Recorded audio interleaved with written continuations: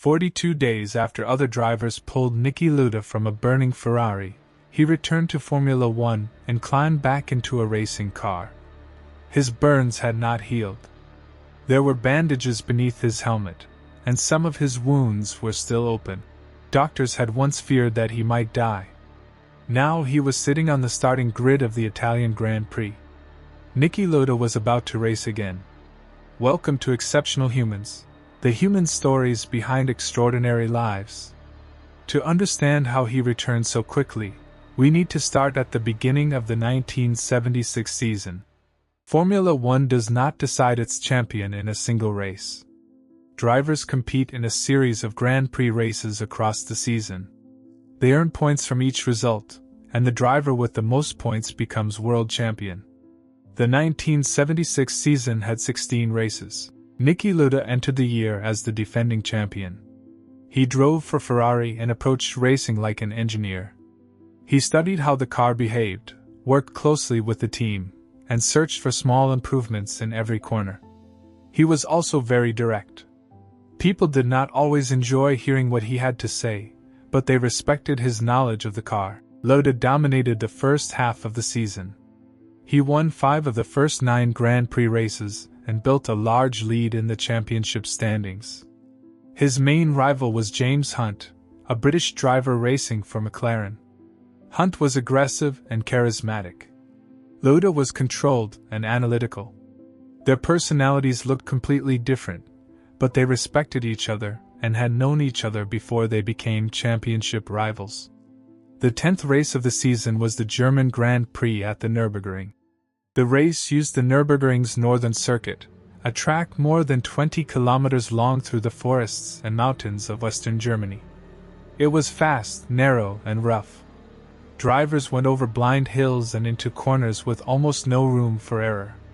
Because the lap was so long, one area could be dry while another was covered in rain. The length of the circuit also made rescue difficult. Fire crews, ambulances, and medical teams could not be close to every section. After a crash, help might take several minutes to arrive. Lauda believed the track was no longer safe enough for Formula One. Rain was expected on race day, so he asked the other drivers not to race. The drivers voted on whether the German Grand Prix should go ahead. Most voted to race. Rain fell before the start, so most drivers began on tires made for a wet track. But the track quickly began to dry. After the first lap, Lauda stopped in the pits and changed to dry weather tires. The tire change dropped him behind several slower cars. He returned to the track and began trying to regain the time he had lost. He never completed the second lap. Near a section called Bergwerk, Lauda's Ferrari suddenly left the road. No one ever proved exactly why. The car hit a bank beside the track, burst into flames, and spun back onto the road. Another driver, Brett Lunger, then crashed into it. Lauda was still trapped inside the burning Ferrari. The official rescue crews were too far away to reach him immediately. Lunger stopped his car and ran toward the Ferrari. 3 other drivers, Guy Edwards, Harold Ertl, and Arturo Merzario, also stopped to help. They moved through the heat and smoke. Merzario reached into the Ferrari and unfastened Lauda's belts. Together, the 4 drivers pulled him out. Without them, Lauda would almost certainly have died beside the track, but pulling him from the car did not mean he was safe. The burns across his face and head were severe. More urgently, he had breathed in toxic smoke and extremely hot gases. His lungs were badly damaged, and his body was struggling to get enough oxygen. His condition became worse at the hospital. Doctors feared he might die, and a priest was called to his bedside to pray for him. Lauda later said that hearing the priest made him angry. It sounded as if everyone else had accepted that he was going to die. Lauda had not accepted it. Doctors treated Lauda's burns and repeatedly removed toxic material from his lungs. Slowly, his condition improved. After Germany, Lauda missed the Austrian and Dutch Grands Prix while he recovered. Hunt won the German Grand Prix after Lauda's crash. He also won the Dutch Grand Prix. Those victories began cutting into Lauda's championship lead. Ferrari did not know whether Lauda would return that year. The team hired Carlos Reutemann and prepared to finish the season without him. Lauda had lost around 10 kilograms. His lungs were still recovering, and his burns had not healed. Even so, he went to Ferrari's private test track at Fiorano. His racing suit hung loosely from his body, and the mechanics had to tighten the seat belts to hold him firmly in the car. His first laps were slow. Then he became faster. By the end of the test, he had driven around 60 laps and was getting close to the track record. Ferrari agreed to let him enter the Italian Grand Prix at Monza. The race would take place only 42 days after the crash. Some of Lauda's wounds were still open when he arrived at Monza. Putting on and removing his helmet rubbed against the injured skin. Friday's practice session took place in the rain. When the Ferrari began sliding underneath him, Lauda became frightened. He later admitted that the session shook him. That evening, back at his hotel, he wondered whether he had returned too soon. The track was dry the next day. Lauda got back into the Ferrari and qualified in 5th place. During the race, he did not immediately fight every car around him. He allowed other drivers to pass and gave himself time to feel comfortable behind the wheel. As the race continued, his speed improved. Blood from the wounds on his head began soaking into the material beneath his helmet, but he kept driving. Lauda finished 4th. Hunt failed to finish the race, so Lauda increased his championship lead rather than losing more of it. 42 days after the crash, Lauda had completed a Formula One Grand Prix.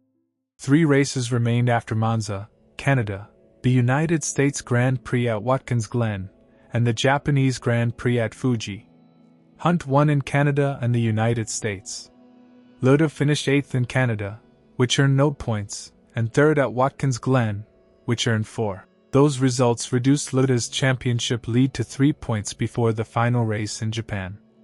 Lauda led by 3 points. If he failed to score at Fuji, Hunt needed to finish 3rd or better to take the title. Heavy rain covered Fuji Speedway on race day. Water flowed across the track. The spray thrown up by the cars made it extremely difficult for the drivers to see. Several of them argued that the race was too dangerous. Lauda had an additional problem. His eyelids were still damaged from the fire, making it even harder for him to see through the rain and spray. The start was delayed, but the weather did not improve. The organizers eventually began the race anyway. Lauda completed the first lap. During the second, he returned to the pits, stopped the Ferrari, and climbed out. He said he could see so little that he could not always tell which direction the car was pointing. He believed he could no longer control it safely.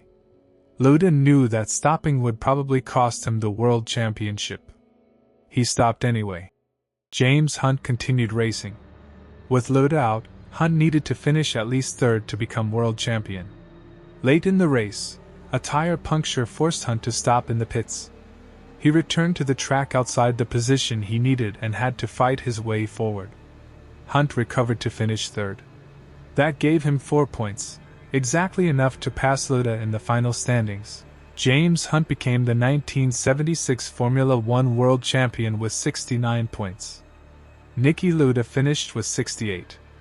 Hunt won the championship by 1 point. After the race, Hunt defended Lauda.